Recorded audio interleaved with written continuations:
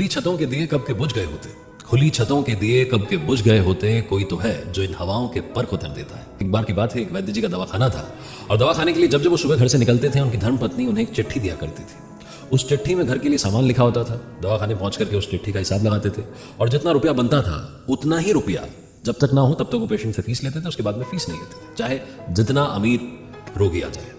एक दिन दवाखाने पहुंचे, अपनी चिट्ठी खोली उन्होंने तो उसमें देखा घर के लिए सामान लिखा हुआ था और नीचे बेटी की शादी के लिए सामान लिखा था। वैद्य जी को समझ नहीं आया कि इतना रुपया आएगा तो आएगा कहां से। वे सब सोच रहे थे, सबके बीच में उनके दवाखाने के सामने आकर के कार रुकी। कार में से एक सज्जन बाहर निकले, दवाखाने में आकर के बैठे। वैद्य जी ने कहा, बताओ भैया क्या बीमारी है? तो उन्होंने कहा, शायद आपने पहचाना नहीं, बरसों पहले मैं आपके यहाँ आया था, मेरा नाम कृष्णलाल है और मेरी कार आपके दवाखाने के आगे रुक गई थी, आगे आकर के, क्योंकि पंक्चर हो गई थी। मेरा ड्राइवर पंक्चर बना रहा था। इस सब के बीच में मुझे छाया चाहिए थी, मैं आपके दवाखाने में आकर के बैठ गया था। बैठा हुआ था तो आपके यहाँ पर एक छोटी बच्ची, छोटी सी गुड़िया जो है आपको बार बार खींच रही थी, कह रही थी बाबूजी चलो घर पर, भूख लगी है, खाना खाना है। लेकिन आप जा नहीं रहे थे क्योंकि आपको लग रहा था कि शायद मैं बीमार हूँ या मुझे कुछ चाहिए। तो मुझे लगा कि अब इनसे कुछ ले ही लेते हैं, तो मैंने आकर के आपको अपनी बीमारी बताई। हमारे बच्चे नहीं हो रहे थे। आपने बातचीत के बीच में ही पुड़िया बनाई और मुझे दवाई दी। मैं आपको पैसे देने लगा तो आपने मना कर दिया। आपसे जिद करने लगा कि जो फीस बनती है वो लीजिए।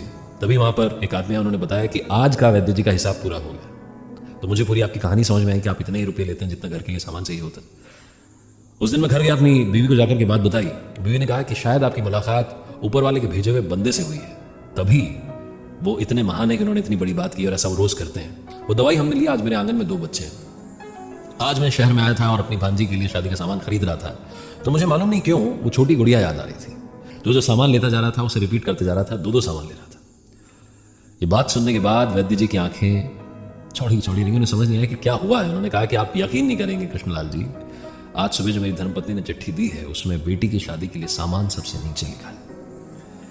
ऊपर वाला हर वक्त हमारे साथ होता है, बस थोड़ा सा इंतजार करना होता है। अगर आपने अच्छा किया तो अच्छा मिलेगा, अगर आपने बुरा किया है तो रिजल्ट आप सब जानते हैं।